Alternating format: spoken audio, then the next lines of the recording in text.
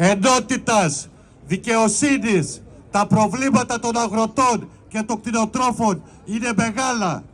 Βεβαίως, ο αγώνας που κάνουμε είναι αγώνας που αφορά όλη την κοινωνία, όλα τα κοινωνικά στρώματα και τάξεις. Και θέλουμε να στείλουμε μήνυμα στην κυβέρνηση και στον Πρωθυπουργό, τον κύριο Μητσοτάκη, να καθίσει στο τραπέζι του διαλόγου, διότι πλέον το πρόβλημά μας είναι μονόδρομος. Τα χωριά μας έχουν ερημώσει.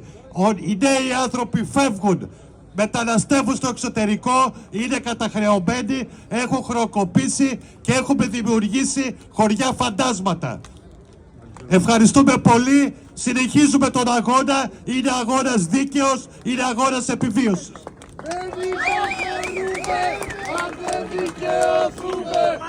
Από το μπλόκο των Γρεβενών.